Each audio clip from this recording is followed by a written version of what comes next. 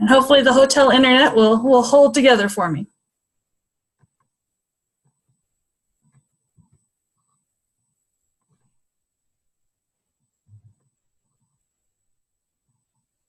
Okay.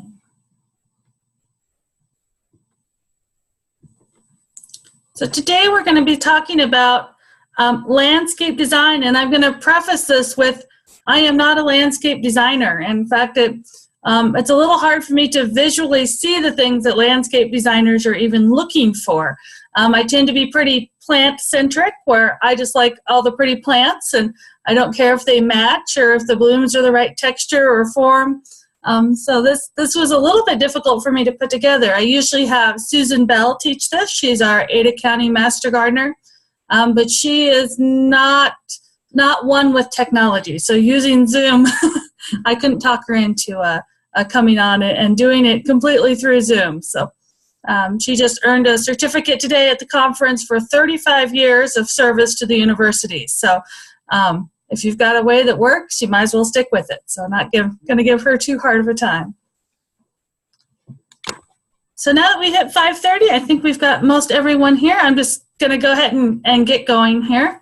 So I'm calling this landscape design inspiration. It's much more of an art than a science. So this is not a you must do it this way or you're doing it wrong. This is more, if these ideas of how to design a landscape are useful to you and things that you like to look at, then more power to you, and you will have a beautiful, beautiful landscape and yard in your future. If you're more like me, where every pretty plant has its place, then you'll just have to bear with me. So landscape design, kind of a definition and some things to think about. So it is a process rather than just plunking down plants. And I said that's kind of my one thing that I have trouble with, is I'm more of a plunk down planter. Landscape design creates practical and pleasing outdoor living space. And so I think my type of landscape design is fitting my needs. I'm wanting, to showcase individual plants, and that's my practical need. And my family, I think, enjoys looking at them, but they're not really interested in my landscape design much at all, and I find it pleasing. So it's all in the eye of the beholder. But the thing you're looking to is to create that practical and pleasing living space, and into the terms that you're actually creating outdoor rooms. So if you think of, a room in your house is a kitchen. So maybe your herb garden is your kitchen room that's outside of your house. And then maybe you have a place where there's relaxation. So in your home, that might be your entertainment room or your living room. Outside, that might be where you have benches to sit and read, or where your barbecue is, or where you entertain friends. So if you think of your outdoor space as a continuation of your indoor space, landscape design attempts to have rooms and have them have specific purposes. And so along that ways, you need to take into account your wants and your needs and your values into the design, and think about how that space is going to be used. You want the connection and the feeling. So like your family room, you want your family room generally to be comfortable and for everyone to enjoy sitting in there and feel like they have a space. Where in your kitchen, you're probably wanting it to be cleaner and crisper, and it's more of a place where you get work done. So when you're talking about your landscape, these different areas and rooms can have that same different feel to them. And then about the family's investment in time and dollars. Your landscape can be a significant portion of your housing value. If you have a beautiful yard with these outdoor rooms and you have low maintenance and things that future homeowners are looking for, that might add significant value. And then where do you want to spend your time and money as a family? I say my money tends to go to, oh, cool plant, I want it. Maybe it's on sale, so it gets to come home. Where other people, have more of a, I have $15,000 to do my whole landscape, and I'm going to put in certain hardscape and choose certain plants to keep maintenance at a level. So this design process is way more of an art, where gardening is more of a craft. And I kind of like that comparison between landscape design and your basic gardening. So we're going to look at lots of different pictures today because I think that's the most interesting part of landscape design. So when you talk about a room, this picture kind of speaks to me of that room. So this is probably, you know, the formal dining room of the house or the formal living room. So everything is very structured. There's some places to sit. It has some clear things. It's not a soft landscape in any sense of the word. It's very formal. And we'll talk about some of the design features that give you that feeling. So this is obviously, you know, Japanese garden or representing a foreign place. And some of the plants may be local native plants, but they all kind of fit into that theme. Whereas this is probably more indicative of what my backyard looks full grown. This is you know, the image is kind of thing, but kind of a cottage garden. You've got the shade trees in the back. This might be a hobby. You know, the place where people come out to enjoy the gardening for the sake of gardening. There's a picnic table there. Maybe this is where they entertain friends, and those shade trees are an important part of that room. Being in the back of the house, generally we design our backyards differently than we do our front yards. We tend to use the backyards are a little more personal, and we tend to get a little more use out of them, whether it's playing sports activities or entertaining friends, where our front yards are generally made to be in congruence with the neighborhood or to let people from the road as kind of a curb appeal.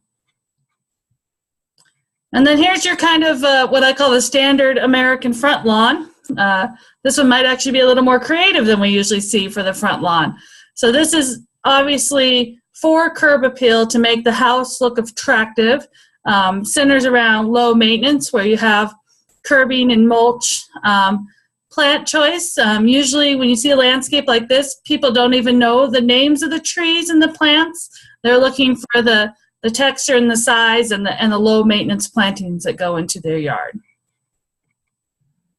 Okay, so we're going to cover some landscape design principles, and we're going to talk about unity, scale, balance, simplicity and variety, emphasis and sequence, and then as those apply to line, form, texture, and color.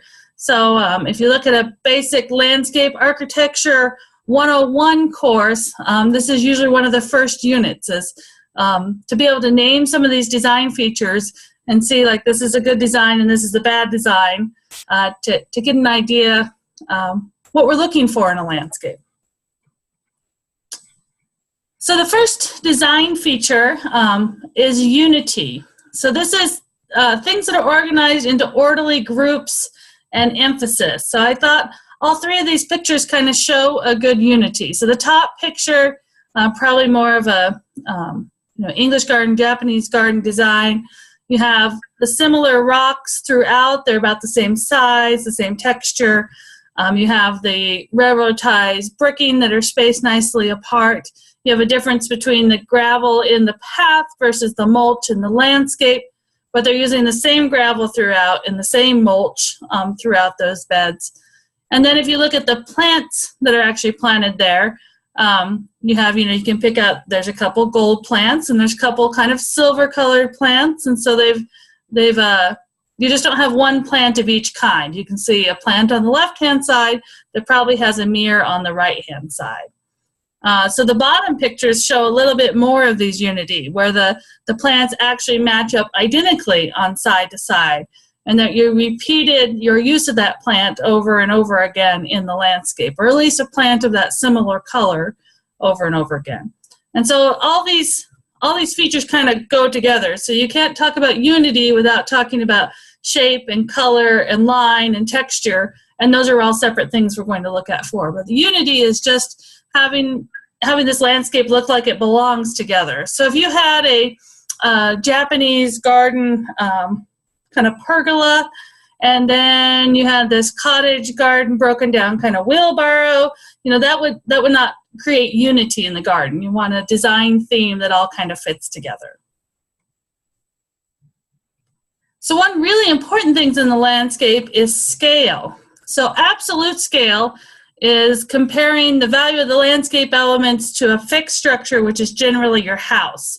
So I kind of have two different things on this top, the top two pictures. So the top left shows a landscape that might be a little overgrown and a little too close to the house for the size of the house. So they've got a lot of things right up against the house. We're blocking windows. Things, some of the tree branches are overlapping that roof line. So the scale of those plants might be too big for the scale of that house. And then if we look at the right-hand side with the giant mansion of a house with the itty-bitty plants in front of it, that scale doesn't look quite right. You would expect, and maybe it's just an immature landscape, but they have some pretty formal plantings in there that I don't see getting a lot bigger. So this is where maybe the scale of their planting is a little small for their scale of their house. That they might have chosen some larger shrubbery and larger trees to match the form of the house. So that's kind of absolute scale. Now, relative scale compares the sizes of the objects in the landscape. And so you're kind of looking for is it open where you want to walk through and see, or is it closed and cozy? And I mean, both are good emotions and design features to have, but you have to think about which one you want. So on the kind of that left bottom slide, it has some really large pillars, and the landscape path is a little bit narrow. And you kind of makes you want to walk down to that bird bath. You definitely have a focal point and thing, but this is more of a cozy scale. You know, you've got some really large trees and really large pillars that make you feel like you're kind of in a secret garden. Where the one on the right, with the pink flowers, the path is a little more open and the plantings are a little smaller. And so this is going to give you more wide open, so an open and kind of energy or action feel that you could run down that path and maybe make that circle, and that you're not secluded, you're in an open area. So just some really different feels based on the scale of the elements that they've chosen. And that width of the path and how far your focal point is away plays into that, the feeling that your garden's going to have. So balance, and kind of if you think of a traditional scale, is kind of the equilibrium on the left and the right-hand sides.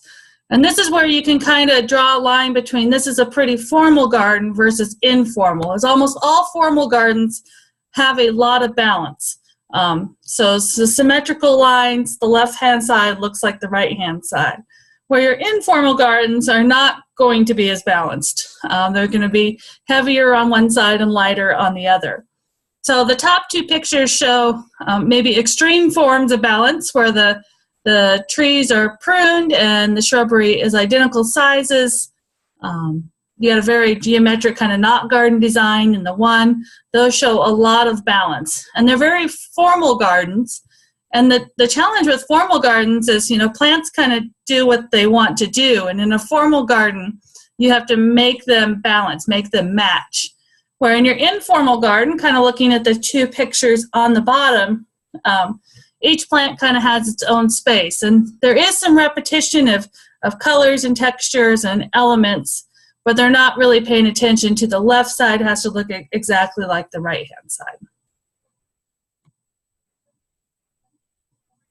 So simplicity and variety, and these two kind of go hand in hand. You want a little bit of both.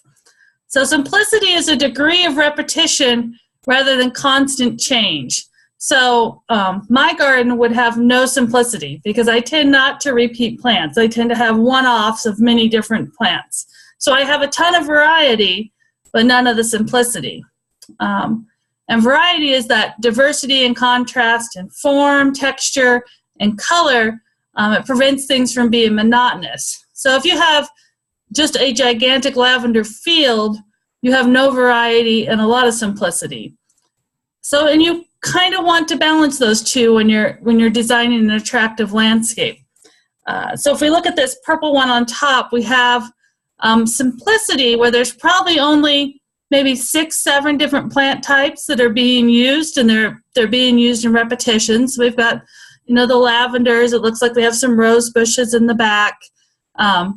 Everything's kind of the same color, which helps out with that simplicity. But we do have variety. They are using, even though they're using the same color, a lot of different plant forms. If we look on that bottom left-hand one, we really have no simplicity. You know, there's there's a few repetitions in plants, but we've got, 12 different plants in that garden and not really that repetition. The right-hand side, we have a ton of simplicity, but maybe not the variety we want. Everything is a grass of similar shape and texture, even though you can tell some of them are different sizes and maybe different varieties. It's a very simple design with not a lot of variety. So trying to balance that simplicity versus variety is a hard thing to do in landscape design. So part of their tips were to avoid creating a horticultural zoo, one of this and two of that, which I have not avoided that.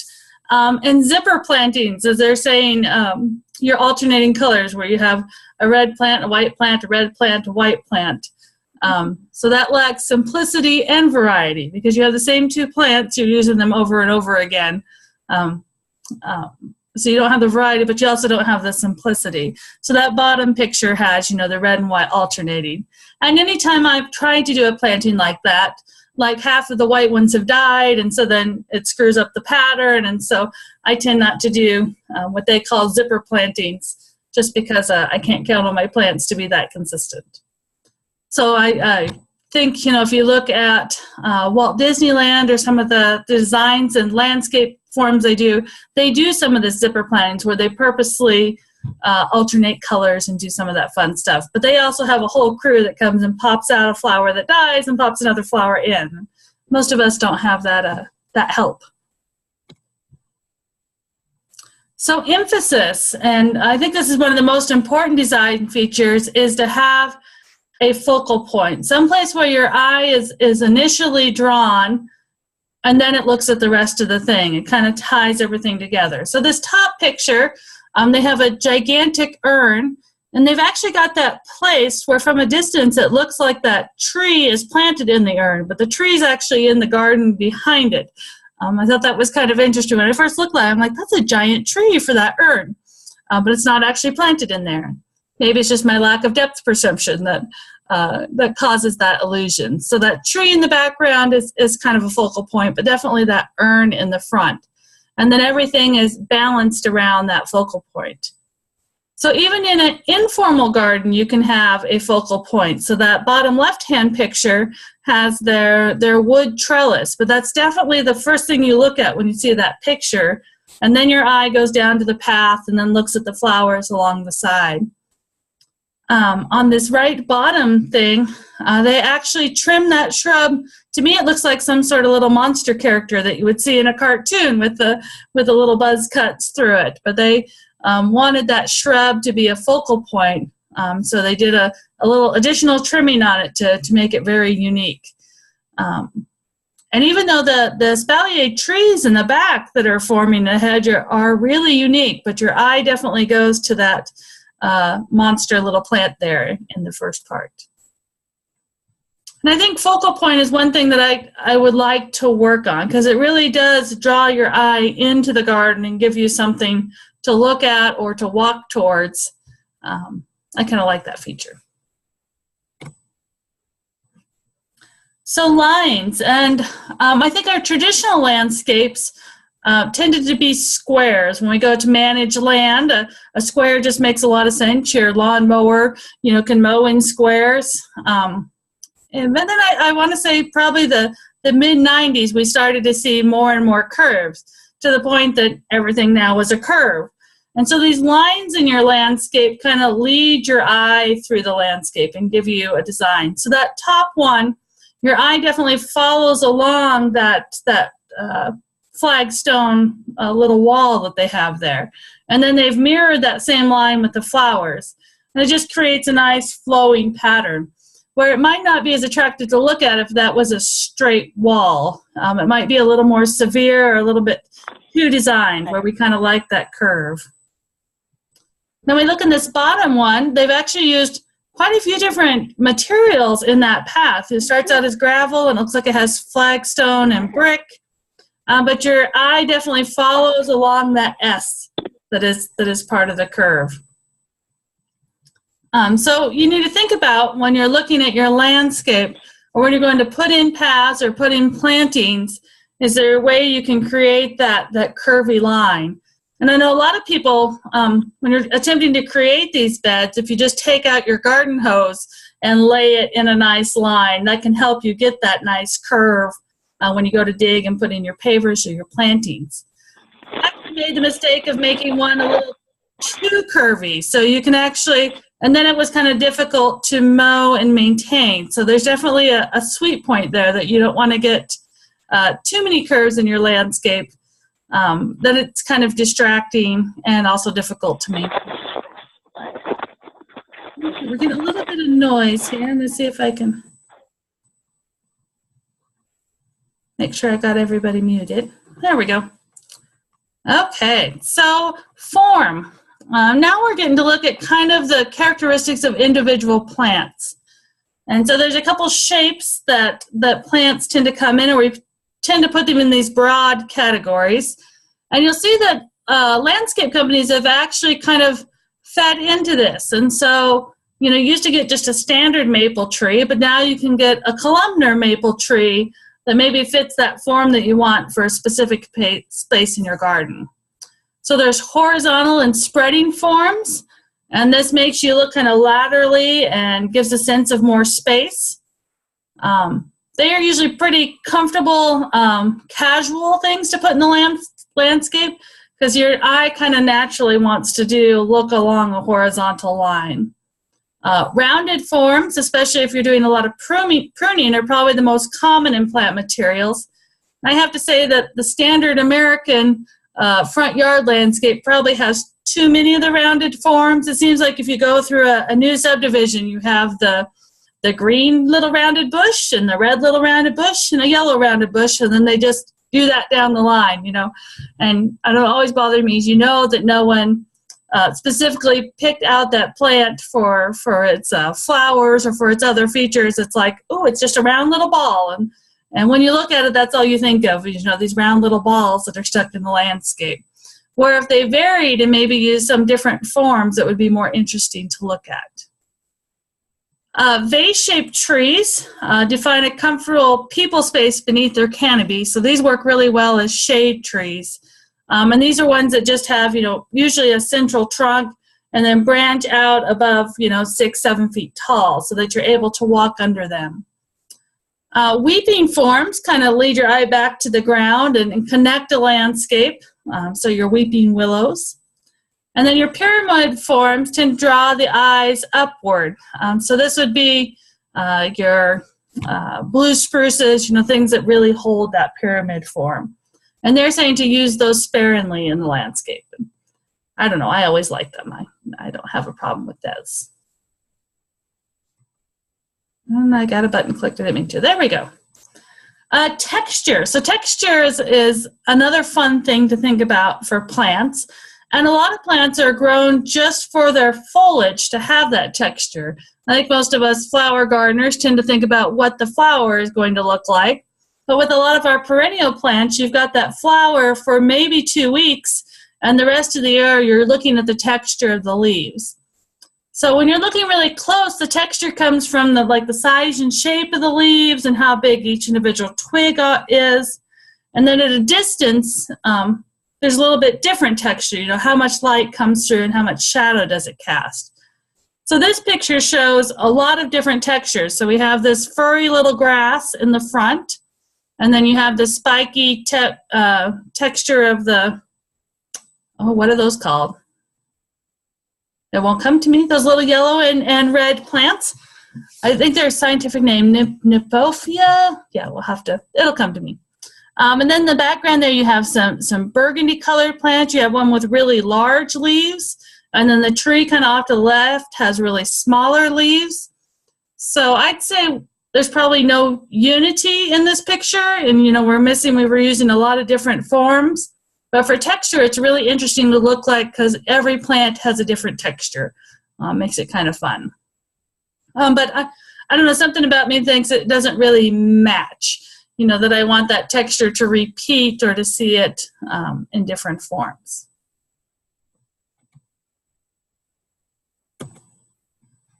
Okay, last time it's clicking everything, now it won't click at all. There we go. So probably all of our favorite thing, and I think if there's anything I do with landscape design, it probably is situated around color. So color theory that you use for painting or for creating quilts, it's the same idea when you get into plants, is you can have a color scheme that everything matches, one congruous color. So this is kind of some examples. Here we have, you know, something that's all in that light to dark shades of purple. And then all of the textures of the leaves and the colors of the leaves kind of blend into the background. And you just really, your eye goes from purple plant to purple plant in that picture on the far left. Now we go to this one that, you know, burgundy is a kind of a new color in the plant world. We see lots of different things in the burgundy available. And this is like every shade and texture all in that same color. So that's where you're using one color, but really varying the texture of the plant. So you've got the big elephant ear caladium in the back, and then you've got an ornamental grass, and then that might be coleus or bryllus, some different plants there in the foreground, but really sticking to one color theme. But it's really interesting to look like because you really pay attention to texture then. If we look in the third one from the left, so that one's got, you know, it's definitely got an accent of white or blue in there, but it's all kind of that bronzy foliage and really matches with that path. It looks like we have some tall spire plants in there, but that one seems to have a really warm glow feel to it just because of the coloring of the plants and the way the light comes through the trees. And then our far right is predominantly white is the main color. So you've got all the green in the background, but all those flowers are white. And sometimes they're called moon gardens. Having those white flowers, when you hit dusk, the light really reflects off of those flowers and creates a kind of a really unique thing to watch. The flowers seem to glow. So I've always wanted to have a moon garden. And in certain areas of my landscapes, I've tried to concentrate the white plants. So this is all kind of colors that all match or one color. And so your other option is to have contrasting colors. So these are some landscapes that either with a design feature like this big orange ball on the left one is supposed to counteract that purple flower that's in the foreground there. So if you think of the color wheel, you know, orange and purple are on opposite sides. So there's a couple different ways you can have a focal point or a feature, or it could just be other plants. So on that right-hand side, we have the lavender, and then the thyme and the path all have that same color purple, but all the ornamental grasses are kind of on that orange side of the spectrum. So the two different contrasting colors. And in the bottom photo, they've gone more really dark purple and yellow. So that's even a bigger contrast than we're seeing in those top photos. And almost too much in my mind. It's a little bit jarring to have those bright yellow plants in with the purple. And I can't help it, but if I see a yellow plant, all I can think of is iron chlorosis. So I tend not to enjoy the yellow plants as much as I should, just because they look like they need more iron to me. So I'm sure they're perfectly healthy. It's just, you know, you live in this area long enough, you tend to associate yellow with illness. So there's some main kind of overall reaching garden types. And we can think about all these things we've learned about landscape design and what kind of makes the garden what they are. So I tried to find a couple of pictures of just your classic English garden. And there seems to be some things that you're going to see that make you think, oh, this is an English garden. One thing is balance. They tend to be very equal. So left usually equals right. They tend to be a little bit more formal in that way. Your background color tends to be green. So England has just a little bit more moisture than we have. So it's pretty easy to grow a green background. We can do boxwoods here, but they never look this green and nicely trimmed. You usually have some area that's died off due to snow damage or from too much heat. So in English garden, I tend to think lots of flowers and abundance. maybe not a lot of repetition, that there's, lots of different plants. So your standard perennial English border, kind of that top left picture, they've kind of stuck with a color theme, but you can tell there's just a lot of different plants in that bed. The one on the bottom left-hand side, maybe a little less formal. It's not as balanced, but you've got some structure there. And the English garden, I just think a lot of flowering perennials is kind of the distinguishing feature. And usually somewhere in there, some old-fashioned roses to go with. So when you look at the English garden, you can kind of pick out, this is what makes me think that this is the design features that they used. English gardens can be a little bit hard to pull off in our climate. They just take a lot of abundance of plantings. When you look through the history of landscape design, we tend to take a lot of our ideas from where our ancestors came from. So the things that we like and enjoy and our expectations for our yards tend to come from history. They're usually not brand new ideas. So Japanese gardens have become very popular and very common. Once again, sometimes we have a little bit of trouble with those plant types. Japan tends to be cooler and have more moisture than we do here in southern Idaho, so it's a little tricky to get that Japanese garden look with our plant materials. And then when I see a Japanese garden, usually not as formal. You're usually not seeing that balance where left has to equal right. They usually have a lot of hardscape to them. So I kind of look as a Japanese garden as you're going to see lots of rocks and usually a bridge and a focal feature. So maybe a lot more addition hardscape than you would see in an English garden. And then not as many flowers. The one on the right has, some wisteria blooming and some flowering trees, but they tend to focus more on different foliage textures. So you'll see a lot more evergreens and a lot more different foliage types. And of course your Japanese maple has to be in there somewhere. So one that's kind of become popular in our area just because of the water usage that we're trying to go for, and they kind of have their own look to them, is your xeric garden. So these are your low water use gardens. But they actually take some of the design features from other types of gardens. So that one on the far left is kind of the xeric version of an English garden. So they're using lots of different plant types, kind of a natural path. But you don't have that bright green that you usually would have in an English garden. It's a much more subdued, sagey color than you would have in an English garden. But kind of that form looks the same. Xeric gardens tend to have quite a bit of hardscape, usually paths or rocks. The plants aren't quite as tall or as vigorous as maybe you would have in an English or a cottage garden. So it's nice to have some nice underlying structure for when those plants aren't blooming or aren't to their full size. So xeric garden kind of has its own look to it. So mine probably approaches when it's in full bloom most the cottage garden.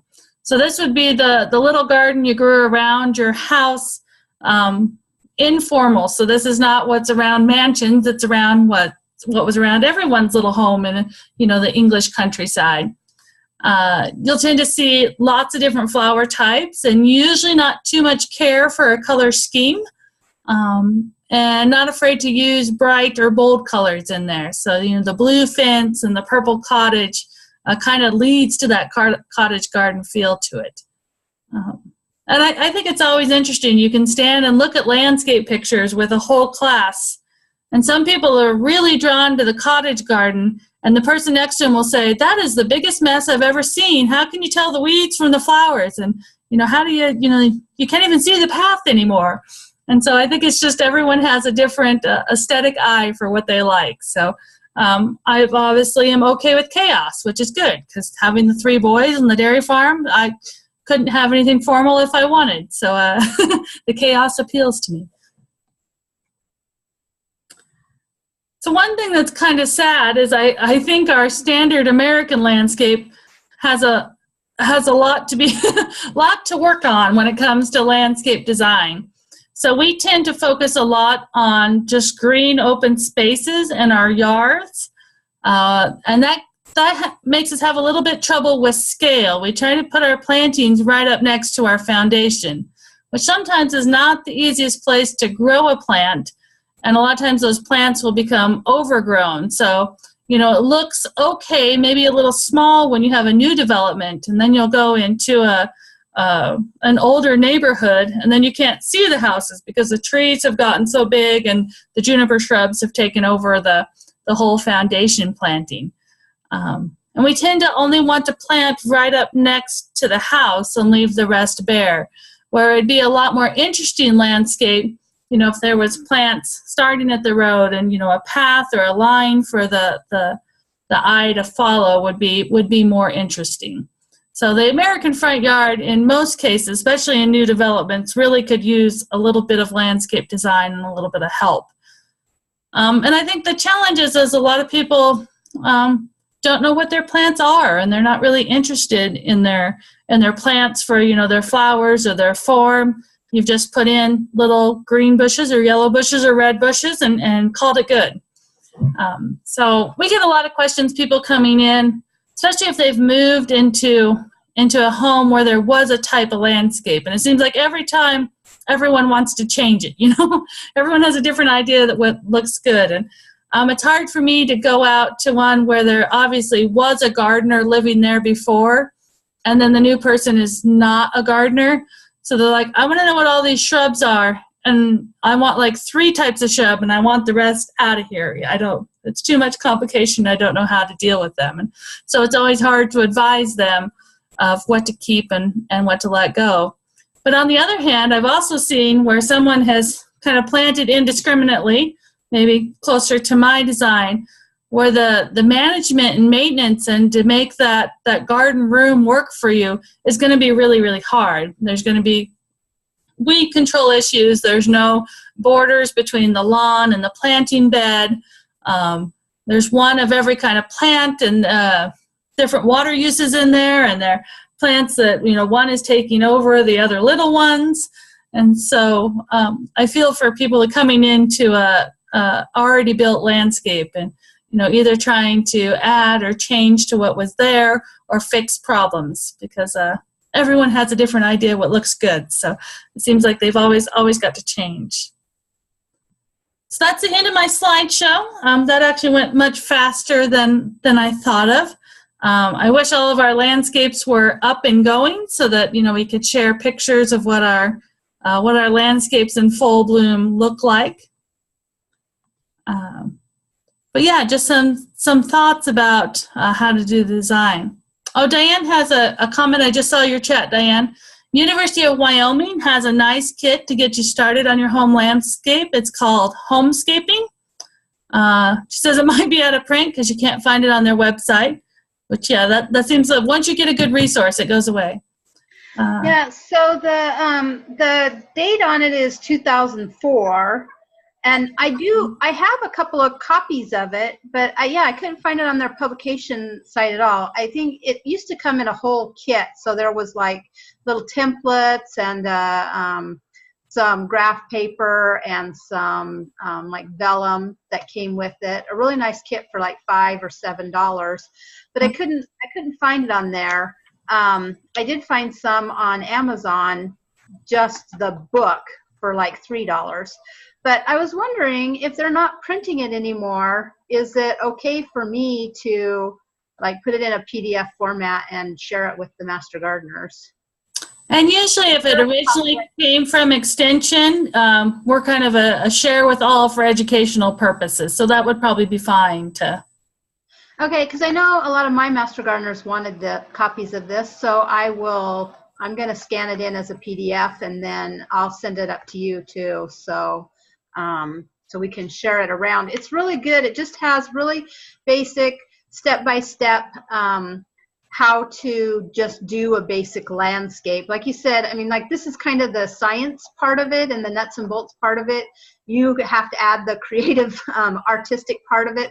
But this helps you get started, and it really has a lot of good things in it to help you think about what you want in your landscape or what you want to change, or there were things in here that I never would have thought about, as far as like your pets and your dog, your a well, or just some different things that you wouldn't normally think about when you're planting plants or putting in irrigation systems, but it has really good questions to get you thinking. So it's a good place to start, I think. That's awesome. And I took a lot of this material from Colorado State has Master Gardener Notes, and this was their intro to landscape design. So I kind of used that as my template for the PowerPoint, just to walk through some of these design features. And I said there's people that are wonderful at this, and it's their main focus is they really like looking at this design features. And I said I'm more of a plant-focused person. But yeah, if you could get that University of Wyoming, that would be great for. Yeah, I like to I like the process of design, and I like drawing the designs and making designs, but the implementation is where I kind of fall short. Of course, I always either have time and energy and no money, or I have money and no time or energy. It never seems to all happen at the same time. So. I think that's a pretty common thing. I'm definitely with you there. Yeah, so as we get into spring and summer, and we actually have gardens that are up and going and blooming, we might have to share some pictures around of what your yard looks like and your designs that would be fun. Okay, well, I'll stick around for a few minutes for questions, but I said that went pretty fast. I will let you know one way or the other on your soil test. I hope I can get a hold of my file folder with the key on it so that I can get these sent out. If not, I'm back in the office on Thursday, and so I will definitely have them to you Thursday, but hope to have them early.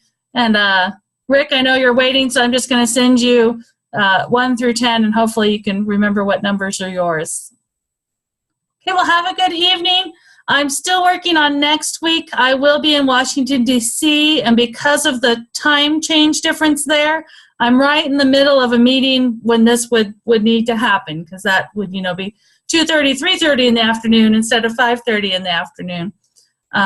So I will keep you up to date if we're going to be able to do next week or not. So it's on for now. I got to see what I can do. Okay, thanks everybody. Thanks, Tessa. Night. Was a great presentation. Oh, good. I'm glad you liked it. Was better than Tony's. He no longer works for Extension, so I won't have to share that with him. I heard that. Where did he go? He is actually still in Twin Falls and basically doing what he did for Extension, but privately. So doing some landscape design work and stuff on a private levels. Okay. Yeah. Yeah, because we had to do our own